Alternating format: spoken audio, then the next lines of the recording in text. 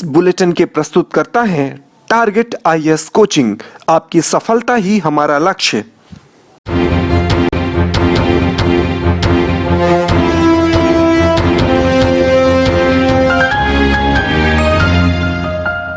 नमस्कार, आप देख रहे हैं रेवा दर्शन। मैं सचेता बघेल आपके साथ। आइए जान लेते हैं क्या है आज की प्रमुख खबरें। कोरोना कर्फ्यू के बाद लोगों का दिखने लगा आक्रोश।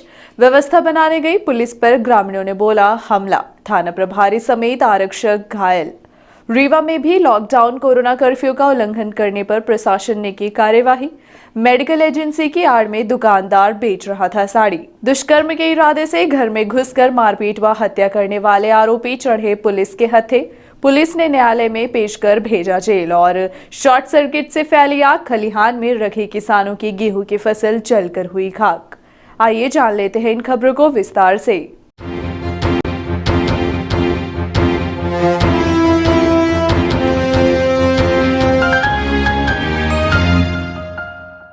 कोरोना कर्फ्यू को लेकर लोगों का दिखने लगा आक्रोश। कोरोना कर्फ्यू को लेकर व्यवस्था बनाने गई पुलिस पर हुआ हमला। उपद्रव फैलाने वाले लोगों को पुलिस ने लिया हिरासत में। कोरोना कर्फ्यू के बाद कोविड-19 के गाइडलाइन का पालन कराने पहुंची पुलिस के ऊपर ग्रामीणों ने हमला कर दिया। इतना ही नहीं, पुलिस की गाड़ी में तोड़फोड़ करते हुए थाना प्रभारी के साथ मारपीट भी की गई। इस घटना में प्रभारी समेत कई पुलिसकर्मी घायल हो गए। वहीं घटना को अंजाम देने वाले कई लोगों को पुलिस द्वारा गिरफ्तार भी कर लिया गया है। देश भर में फैले कोरोना वायरस संक्रमण के प्रकोप को देखते हुए लॉकडाउन यानी कि कोरोना कर्फ्यू लगाया गया है। ऐसे हालात में जहां इससे बचाव करना जरूरी है, वहीं उतना ही जरूरी लोगों की आवश्यकताओं की पूर्ति करना भी है। लेकिन कोरोना कर्फ्यू के बाद लोगों के काम धंधे प्रभावित हो रहे हैं। ऐसे में रोज कमाने और खाने वाले लोगों के सामने विकराल संकट सा खड़ा हुआ है। कई जगह तो लोगों को खाने तक के संकट पैदा हो रहे हैं। ऐसे हालात में लगातार इतनी सख्ती जनता कैसे झेल पाए, यह भी अपने आप में एक अहम सवाल है। ऊपर से ज़रूरत से ज़्यादा सख्ती लोगों को नागवार गुजर रही है और इस तरह की घटनाएं सामने आ रही हैं। इसी बीच कोविड-19 की गाइडलाइन का पालन कराने पहुंची पुलिस टीम पर ग्रामीणों ने हमला कर दिया। व्यवस्था बनाने पहुंची पुलिस ने एक युवक को मास्क लगाने को कहा। इसी बात को लेकर पुलिस के साथ कहासुनी हो गई। मामला इतना तुल पकड़ लिया कि पुलिस ने युवक को हिरासत में ले लिया और उसे थाना ले आई। जैसे ही युवक के पिता समेत ग्रामीणों को जानकारी हुई तो काफी संख्या में ग्रामीण एकत्र हो गए और सड़क में जाम लगा दिया। यह मामला पनवार थाना क्षेत्र का है। इस घटना की जानकारी लगते ही पनवार थाना प्रभारी पुलिस बल के साथ मौके पर पहुंचे, जिसके बाद ग्रामीणों ने पुलिस पर हमला कर दिया और थाना प्रभारी की गाड़ी में तोड़फोड़ भी की गई। इतना ही नहीं, पुलिस के साथ जमकर मारपीट भी की गई।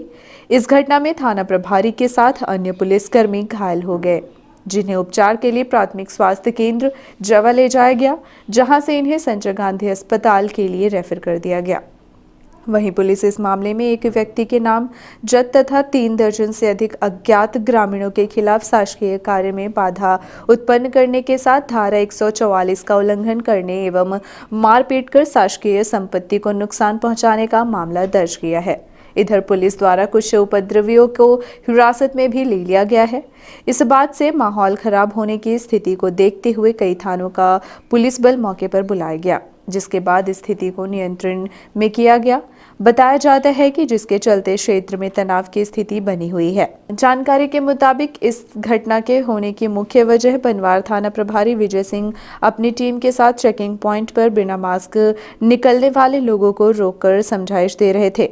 इसी दौरान एक युवक बिना मास्क के निकला, जिसे पुलिस की समझाइश नागवार गुजरी और इसी बात को लेकर थाना प्रभारी के साथ कहासुनी शुरू हो गई। बात यही नहीं रुकी, दोनों तरफ से बात गहरा गई तथा असभ्य भाषा का भी प्रयोग किया गया, जिसके बाद पुलिस कोविड-19 की गाइडलाइन का उल्लंघन करते पाए जाने पर युवक को हिरासत में लेकर उसे थाने ले गई। घटना की जानकारी युवक के पिता धनेंद्र सिंह निवासी नस्टिक गांव को लगी तो वे अपने समर्थकों के साथ पनवार पहुंच गए और सड़क में ट्रैक्टर खड़ा कर जाम लगा दिया, जिसके बाद थाना प्रभारी विजय सिंह एक बार पुनः अपने बल के साथ मौके पर पहुंचे और भीड़ को समझाने का प्रयास किया, लेकिन आक्रोशित लोगों ने पुलिस पर हमला कर दिया। इस घटना में थाना प्रभारी विजय सिंह के साथ ही कई अन्य पुलिसकर्मी घायल हो गए। इस घटना के बाद लगातार क्षेत्र में तनावपूर्ण स्थिति बनी हुई है। घटना के संबंध में एडिशनल एसपी विजय डावर से बात की गई तो उनके द्वारा पूरे घटनाक्रम की जानकारी दी गई। पनवार थाना प्रभारी विजय सिंह परिहार अपने स्टाफ के साथ में पनवार के कस्बा क्षेत्र में लॉकडाउन का पालन कराने के लिए निकले थे। उसी दौरान एक दुकान खुली पाए जाने पर उनके द्वारा उस दुकान को बंद कराया गया, जिसका विरोध के लिए ग्रामीण जन इकट्ठे हो गए। ग्रामीण जन द्वारा उसका विरोध किया गया और जिनके द्वारा विरोध किया गया था, जब उनको पकड़ के लेके जा रहे थे तब उन्होंने गाड़ी रोककर थाना प्रभारी और उनके ऊपर हमला कर दिया, जिसमें थाना प्रभारी के हाथ में फ्रैक्चर आया है। वर्तमान थाना प्रभारी इलाजरत हैं। इसमें अपराध क्रमांक 64/21 पंजीबद्ध कर धारा 307, 353, 332 में पंजीबद्ध किया गया है। वर्तमान में 12 आरोपियों को गिरफ्तार कर लिया गया है। साथ ही जिन आरोपियों के शस्त्र लाइसेंस हैं उन आरोपियों के शस्त्र लाइसेंस निरस्तीकरण की कार्रवाई भी की जा रही है। और ऐसे व्यक्ति जिनके द्वारा वहाँ मदद नहीं की गई या जो आरोपियों के रिश्तेदार थे जिन्होंने पूरे घटनाक्रम को देखने के बाद भी पुलिस प्रशासन की मदद नहीं की गई या उनके ऊपर अटैक किया गया, ऐसे व्यक्तियों को चिन्हित कर उनके भी शस्त्र लाइसेंस निरस्तीकरण की कार्रवाई इसमें की जा रही है। रीवा शहर में लॉकडाउन का उल्लंघन करने पर की गई कार्यवाही। एक तरफ जहां कोरोना वायरस संक्रमण से लोगों को बचाने शासन प्रशासन द्वारा कोरोना कर्फ्यू लगाया गया है, वहीं लगातार कोरोना कर्फ्यू के बाद भी लोग इसका उल्लंघन करते देखे जा रहे हैं, जिनके खिलाफ प्रशासन मुस्तैदी से कार्यवाही कर रहा है। इसी कड़ी में सोमवार को समता साड़ी के अलावा एक किराना जनरल स्टोर पर कार्यवाही करते हुए दुकानदारों के खिलाफ जुर्माना भी लगाया गया। रीवा शहर के शिल्पी प्लाजा स्थित कई दुकानदार शासन प्रशासन के सभी नियमों को ताक पर रख दुकान संचालित कर रहे हैं, जिसमें समता साड़ी सेंटर सहित एक किराने की दुकान शामिल है। इधर दुकान खुली पाए जाने के बाद प्रशासन द्वारा समता साड़ी पर 5,000 का तथा किराना दुकान पर 2,000 का जुर्माना लगाया गया। वही दुकान को सील कर दिया गया है। कार्यवाही के संबंध में तहसीलदार यतीश शुक्ला से बात की गई तो उनके द्वारा की गई कार्यवाही के बारे में बताया गया। साथ ही यह भी बताया गया कि दुकानदार साड़ी दुकान के ऊपर मेडिकल एजेंसी भी संचालित करता था, जिसकी आड़ में दुकानदार साड़ियां बेच रहे थे, जिसको प्रशासन ने सील कर दिया है। ये अम्बेडकर बाज़ार में समता लेडीज़ वियर करके शॉप है एक। इनके द्वारा यहाँ पर एक ही दुकान में दो अलग अलग फर्म संचालित की जा रही है। एक फर्म जो है वो कपड़े की दुकान की है और दूसरी फर्म जो है वो मेडिकल एजेंसी की है। और इनके द्वारा ये किया जा रहा है कि नीचे इन्होंने कपड़े की दुकान खोल रखी है, ऊपर मेडिकल एजेंसी का लाइसेंस ले रखा है। एक ही पते पर दोनों हैं और दोनों के रास्ते एक ही हैं। इसी के अधीन यहाँ पर अभी जिला प्रशासन के द्वारा नगर निगम उड़नदस्ता दल और लेबर ऑफिसर के द्वारा यहाँ पर संयुक्त रूप से कार्रवाई की जा रही है।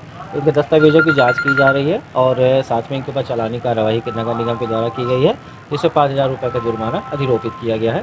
साथ में अन्य दस्तावेजों जो रजिस्ट्रेशन है इनका लेबर विभाग का, नगर निगम विभाग का, उसकी जाँच की जा रही है। दुष्कर्म के इरादे से आधी रात को घर में घुसे 2 आरोपियों को पुलिस ने किया गिरफ्तार।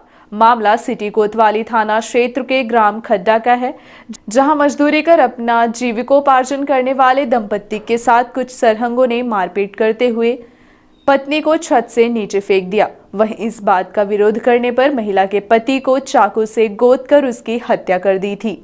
इस मामले में पुलिस ने दोनों आरोपियों को हिरासत में ले लिया है। यह घटना गत दिवस आधी रात्रि की बताई जा रही है, जिसमें महिला के साथ दुष्कर्म करने की नियति से आए 2 लोगों ने महिला के साथ गलत करने का प्रयास किया। इस बात का छत में सो रहे दंपति ने विरोध किया तो आरोपियों ने पति पत्नी पर प्राणघातक हमला कर दिया तथा पत्नी को छत से नीचे फेंक दिया था और उसके पति को चाकुओं से गोदकर उसे गंभीर रूप से घायल कर दिया था, जिसकी इलाज के दौरान संजय गांधी अस्पताल में मौत हो गई थी।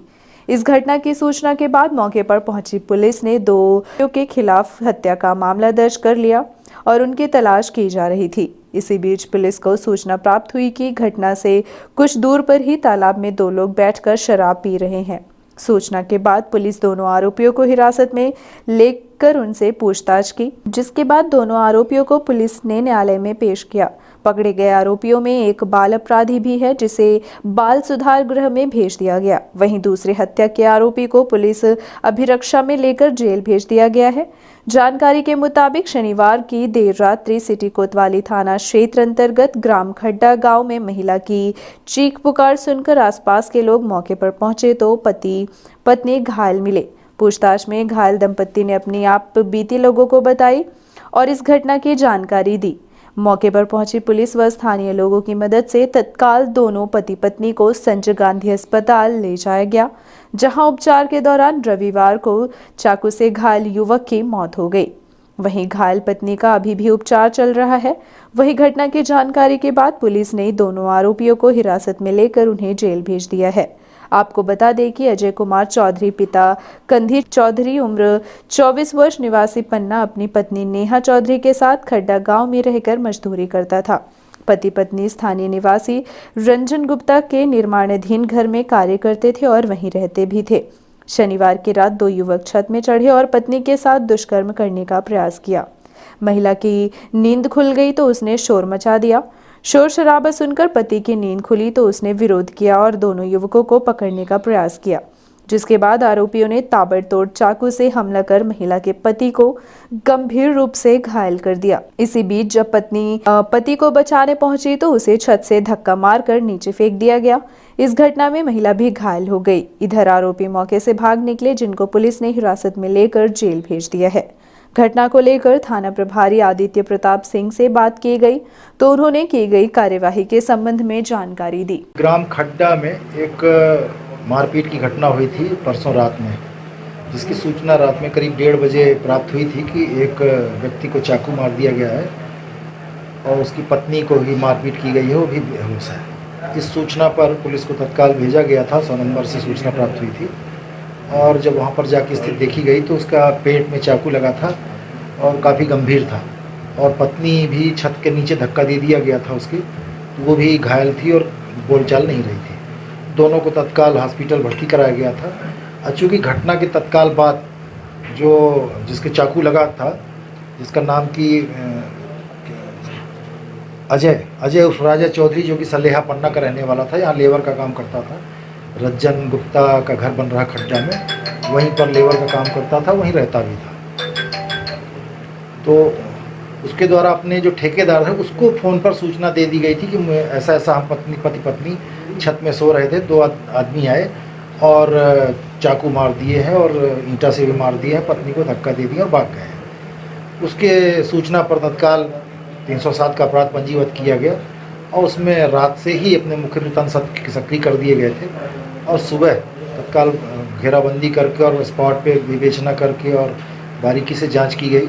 उसी दौरान ज्ञात हुआ, करीब दोपहर में 12 बजे के आसपास ज्ञात पता चला कि वो जिसके चाकू लगा था अजय, वो ख़त्म हो चुका है, जिस पर से धारा 302 बढ़ाई गई उसमें और मौके से जांच की गई। पत्नी का इससे पूछताछ की गई, तब उसके द्वारा जानकारी में आया कि ऐसा 2 व्यक्ति रात में आए थे करीब 12 बजे और वो दोनों पति पत्नी छत में सो रहे थे। तो उसने उसका पेटीकोट उतार करके एक जो दुबला पतला लड़का था, उसने उसके साथ बलात्कार करने का प्रयास किया। उसी दौरान उसका पति भी जग गया और वो भी चिल्लाई, तो दोनों से मारपीट होने लगी बचाव में और जो दूसरे एक व्यक्ति था उसको चाकू मार दिया, दूसरा व्यक्ति उसकी पत्नी को धक्का दे दिया। ये कुल घटना हुई थी, जिस पर से मुखबिर तंत्र को लगाया गया और पता किया गया। तब ज्ञात हुआ कि 2 व्यक्ति थे खड्डा तालाब के पास रात में करीबन 8 बजे से लेकर 10 बजे तक शराब पीते हुए बैठे देखे गए थे और ये करीब 12 बजे की घटना थी। वहाँ से करीब 200 मीटर का गैप है तालाब से। तो इस सूचना को मुख्य मान करके और फिर उनको राउंड अप किया गया। तो एक आदमी मिला, पहले वो स्वीकार नहीं कर रहा था, लेकिन फिर सख्ती से पूछताछ की गई तो उसने स्वीकार किया और दूसरे साथी का नाम बताया, उसको भी फिर बुलाया गया, पूछताछ की गई है। उनसे उनके द्वारा प्रयुक्त शरीर में जो कपड़े थे जिनमें कि खून लगा हुआ था, जिसको भी छुपा दिया था, वो भी बरामद कर लिया गया है। जिसके चाकू से जिससे हत्या की गई थी उसको भी छिपा दिया था, उसको भी बरामद कर लिया गया है दोनों को।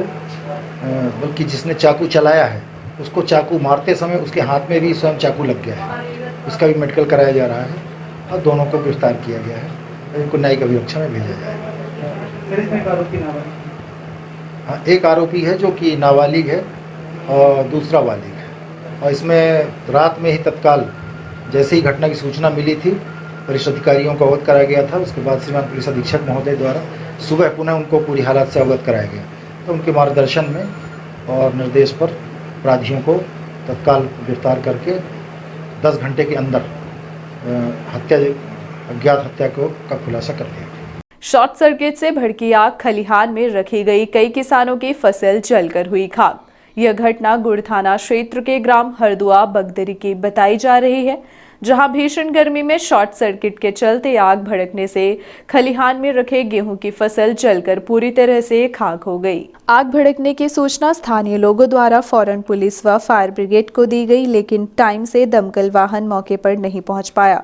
स्थानीय लोगों द्वारा आग पर काबू पाने प्रयास किया गया, पर आग इतनी तेज थी कि उस पर काबू पाना संभव नहीं रहा। हालांकि बाद में मौके पर फायर ब्रिगेड व पुलिस दोनों पहुंची, लेकिन तब तक खलिहान में रखी तकरीबन आधा दर्जन किसानों की फसल जलकर नष्ट हो चुकी थी।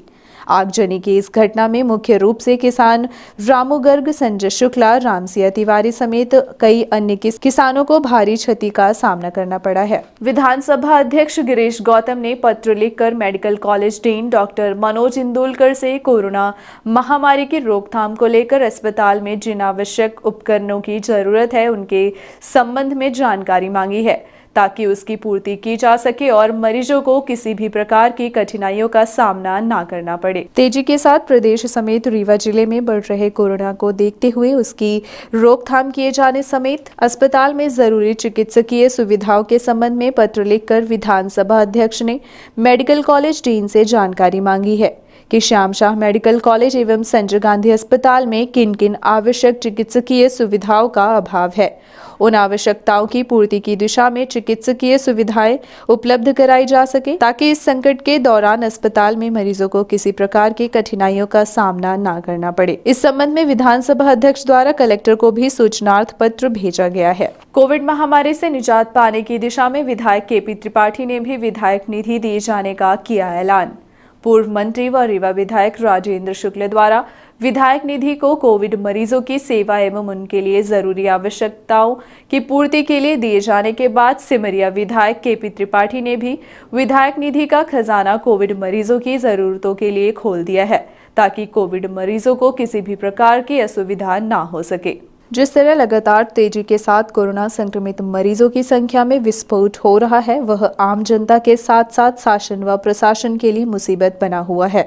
इस दिशा में विगत दिवस पूर्व मंत्री व रीवा विधायक राजेंद्र शुक्ल सबसे पहले विधायक निधि का संपूर्ण इस्तेमाल कोविड मरीजों के लिए ऑक्सीजन कंसंट्रेटर मशीन समेत अन्य आवश्यक उपकरण खरीदे जाने के लिए दिया गया। उसके बाद सिमरिया विधायक केपी त्रिपाठी ने भी अपनी विधायक निधि की राशि को कोरोना संक्रमित मरीजों के लिए बनाई जाने वाली आवश्यकताओं की पूर्ति के लिए खोल दिया है, ताकि संक्रमित मरीजों को इलाज में किसी भी प्रकार की कठिनाइयां न आए। विधायक द्वारा लिया गया यह निर्णय समाज के लिए अनुकरणीय व प्रेरणादायक कदम माना जा रहा है। छोटी पुल के पास अनियंत्रित कार दुकान में जा घुसी, बाल बाल बचे लोग। कोरोना कर्फ्यू के चलते शहर की सड़कें खाली होने के चलते तेज गति से जा रही एक स्विफ्ट डिजायर कार छोटी पुल के समीप एक दुकान में जा घुसी। बताया जा रहा है कि इस हादसे में लोग बाल बाल बचे हैं। जानकारी के अनुसार कार स्विफ्ट डिजायर थी, जिसमें पुलिस भी लिखा हुआ है। कार इतनी तेजी से कहां जा रही थी, यह जांच का विषय है। स्विफ्ट डिजायर कार का नंबर है MP 17CC 4330। इस घटना के बाद मौके पर लोगों की भीड़ लग गई। बताया यह भी जा रहा है कि कार में 3 लोग सवार थे और तेजी से कार चला रहे थे। घटना के पहले भी चालक द्वारा क्षति पहुंचाई गई, उसके बाद अनियंत्रित होकर एक दुकान में जा घुसी। जिस तरह से कार दुर्घटनाग्रस्त हुई है, उस हिसाब से किसी भी प्रकार की कोई जनहानि या नुकसान नहीं हुआ है। घटना की सूचना स्थानीय लोगों ने सिविल लाइन थाने को दी, जिसके बाद मौके पर पहुंची पुलिस ने घटना की जांच की और कार मालिक का पता लगाया जा रहा है। घर से तेजी से आ रहा था बस स्टैंड तरफ से जी, और एकदम गाड़ी लहरा कर जाना इसने मोड़ दिया। गाड़ी में 2-3 लोग थे और बहुत तेजी से गाड़ी चला रहे थे। उस पार भी लड़के बता रहे हैं उधर से बहुत तेजी से नुकसान करते हुए आया, नुकसान किया है, ठोकर मारा किसी को, इधर भी ला के यहाँ पे घुसेड़ दिया, हमारा भी काफी नुकसान हो गया। सोमवार को कोरोना के रीवा में पाए गए 335 मरीज। कोरोना संक्रमण के आंकड़े कम होने का नाम नहीं ले रहे हैं। सोमवार को स्वास्थ्य विभाग से आई रिपोर्ट के मुताबिक रीवा में 335 संक्रमित मरीज पाए गए हैं। यह आंकड़ा 1232 मरीजों की जांच के बाद सामने आया है। कोरोना संक्रमित मरीजों की संख्या पर नजर डालें कि कहां से कितने मरीज सामने आए हैं। तो सबसे पहले हम आपको बताना चाहेंगे कि रीवा शहर क्षेत्र से 168 संक्रमित मरीज सामने आए हैं। इसके अलावा गोविंदगढ़ से 15 संक्रमित मरीज, नई गढ़ी से 21 संक्रमित मरीज पाए गए हैं तथा गंगेव में 19, रायपुर करचलियान में 17, मऊगंज में 28, हनुमना में 11, जवा में 13, तेउथर में 14 मरीजों के अलावा सिरमौर में 29 मरीज पाए गए हैं। यह आंकड़ा 24 घंटे का है, जिसमें महज 24 घंटे के भीतर 335 मरीज पाए गए हैं। विगत कई दिनों से यह आंकड़ा 300 से नीचे नहीं उतर रहा है, जो चिंता का विषय है। सिरमौर जनपद अध्यक्ष प्रतिनिधि संजय द्विवेदी ने कोविड मरीजों की मदद के लिए दिए 5 लाख रुपए। यह राशि संजय द्विवेदी ने Rewa collector doctor Ilaiya Raja T को सौंपी है। संकट की विपरीत स्थिति को देखते हुए सांसद, विधायकों के साथ अन्य लोग भी सामने आ रहे हैं। इसी कड़ी में सिरमौर जनपद अध्यक्ष प्रतिनिधि द्वारा 5 लाख रुपए की सहायता राशि कलेक्टर को सौंपी गई है। कोरोना महामारी के कहर से रीवा जिला भी प्रभावित है। जिले में लगातार मरीजों की संख्या बढ़ रही है तथा संक्रमण का खतरा भी बढ़ता जा रहा है। ऐसी स्थिति में प्रशासन के सहयोग के लिए जनप्रतिनिधियों ने सहायता राशि उपलब्ध कराई है। इसी क्रम में सिरमौर जनपद प्रतिनिधि संजय द्विवेदी ने 5 लाख रुपए कोविड मरीजों की मदद व अन्य जरूरतों की पूर्ति के लिए प्रदान किए हैं। Collector doctor Ilaiya Raja T को 5 लाख रुपए का चेक श्री द्विवेदी द्वारा सोमवार को सौंपा गया है। आज मैं माननीय कलेक्टर महोदय जी से स्वयं मिलने आया और इस कोरोना महामारी को देखते हुए इस विपदा में आज जहां पूरा प्रदेश, पूरा देश संकट की घड़ी में जूझ रहा है और ये देखने में आ रहा है कि मरीजों को चिकित्सक उपकरण की ज़्यादा से ज़्यादा आवश्यकता है। ये महामारी में हमने अपने स्वयं के बचत खाते से उन सभी ज़रूरतमंद लोगों के लिए जो इस बीमारी में जूझ रहे हैं, जिनको ऑक्सीजन की आवश्यकता है, इंजेक्शन की आवश्यकता है, ऐसे तमाम अन्य ज़रूरतमंद लोगों को मैं अपने बचत खाता से 5 लाख रुपए माननीय कलेक्टर महोदय जिला रीवा को सौंपा हूँ। इससे मैं अपने आप को गौरवशाली समझता हूँ कि ऐसी विपत्ति की घड़ी में ऐसे पुनीत कार्य करने का हमें गौरव मिला। मैं जिलावासियों से, प्रदेशवासियों से यह अपील करना चाहता हूँ कि इस विपदा की घड़ी में, इस आपत में शासन प्रशासन के साथ जनप्रतिनिधि के अलावा एक हर आम नागरिक का दायित्व बनता है कि इस महामारी में उन ज़रूरतमंदों के साथ खड़े हों एवं शासन प्रशासन के सहयोग में अपनी भागीदारी सुनिश्चित करें। होम आइसोलेशन में रहने वाले कोविड मरीजों की नियमित सघन मॉनिटरिंग की जाए, यह बात Rewa collector doctor Ilaiya Raja T ने कलेक्ट्रेट स्थित मोहन सभागार में आयोजित बैठक के दौरान कही। साथ ही कहा कि इस संकट को चुनौती मानकर अधिकारी पूरी जिम्मेदारी से सौंपे गए कार्य को पूरा करें। कलेक्ट्रेट सभागार में आयोजित बैठक में collector doctor Ilaiya Raja T ने नोडल अधिकारियों को होम आइसोलेशन के रोगियों की सघन मॉनिटरिंग के निर्देश दिए। कलेक्टर ने कहा कि कोरोना का संकट जिले के लिए असाधारण परिस्थिति है। इस समय हमारा एकमात्र उद्देश्य कोरोना संक्रमण को रोकना तथा कोरोना पीड़ितों को समय पर उचित उपचार उपलब्ध कराना है। जिले के अधिकारियों की टीम बहुत अच्छा कार्य कर रही है। अधिकारी इस संकट को चुनौती मानकर पूरी जिम्मेदारी से सौंपे गए कार्य करें। जिले के डॉक्टर तथा अन्य मेडिकल कर्मचारी कठिन परिस्थितियों तथा कोरोना के संक्रमण के खतरे के बीच पीपीई किट पहनकर भीषण गर्मी झेलते हुए कोरोना वार्ड में भर्ती रोगियों की सेवा कर रहे हैं। हर अधिकारी सेवा और समर्पण भाव से कार्य करे। रीवा नगर निगम के 45 वार्डों में तैनात 45 जिला स्तरीय अधिकारियों को निर्देश देते हुए कलेक्टर ने कहा कि कोरोना टेस्ट में पॉजिटिव आने वाले रोगी को तत्काल मेडिकल किट उपलब्ध कराएं। मेडिकल किट की व्यवस्था मुख्य चिकित्सा एवं स्वास्थ्य अधिकारी करें। इनका वितरण शहरी क्षेत्र में नगरीय निकाय तथा ग्रामीण क्षेत्र में ग्रामीण विकास विभाग द्वारा किया जाएगा।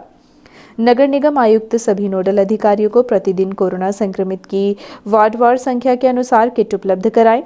किट वितरण की गूगल शीट तथा सार्थक ऐप के माध्यम से निगरानी करें। सभी मुख्य नगर पालिका अधिकारी भी अपने अपने नगरीय निकायों में कोरोना पीड़ितों को मेडिकल किट वितरण की वार्डवार व्यवस्था करें। कलेक्टर ने कहा कि जिला पंचायत के मुख्य कार्यपालन अधिकारी प्रत्येक ग्राम पंचायत में होम आइसोलेशन के कोरोना पीड़ितों को मेडिकल किट का वितरण जनपद के मुख्य कार्यपालन अधिकारी तथा आशा कार्यकर्ता के माध्यम से कराएं। जनपदों को पीएमओ ग्रामवार सूची के अनुसार मेडिकल किट उपलब्ध कराएंगे। मुख्य चिकित्सा एवं स्वास्थ्य अधिकारी नगरीय निकायों तथा बीएमओ के मेडिकल किट पर्याप्त मात्रा में उपलब्ध कराएं। प्रत्येक फीवर क्लिनिक में पर्याप्त संख्या में मेडिकल किट उपलब्ध रहे। फीवर क्लिनिक में रैपिड किट से जांच करें। फीवर क्लिनिक में रैपिड किट से जांच करने पर रोगी के पॉजिटिव पाए जाने पर तत्काल उसे मेडिकल किट प्रदान करें। लैब से नमूने की जांच रिपोर्ट आने पर रोगी को तत्काल किट उपलब्ध कराएं। इसकी जानकारी प्रतिदिन गूगल शीट में दर्ज कराएं। जानकारी दर्ज कराने के लिए पटवारी तथा शिक्षकों की ड्यूटी लगाएं। सभी एसडीएम किट वितरण की नियमित समीक्षा करें। बैठक में कलेक्टर ने कहा कि होम आइसोलेशन में रह रहे रोगियों की निगरानी तथा उनसे सतत संपर्क रखना आवश्यक है। यदि कोई रोगी गंभीर होता है तो तत्काल उसे अस्पताल में भर्ती कराएं। केवल निरंतर मॉनिटरिंग से भी कई कठिनाइयां हल हो जाएंगी। कलेक्टर ने कोरोना वैक्सीन के टीकाकरण मास्क लगाने के लिए लोगों को प्रेरित करने तथा आवश्यक वस्तुओं की आपूर्ति के संबंध में अधिकारियों को निर्देश दिए। बैठक में आयुक्त नगर निगम मृणाल मीणा, एडीएम श्रीमती इला तिवारी, मुख्य चिकित्सा एवं स्वास्थ्य अधिकारी डॉक्टर एमएल गुप्ता तथा सभी नोडल अधिकारी उपस्थित रहे।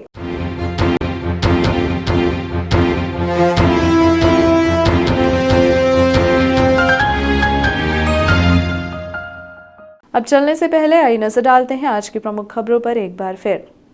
कोरोना कर्फ्यू के बाद लोगों का दिखने लगा आक्रोश।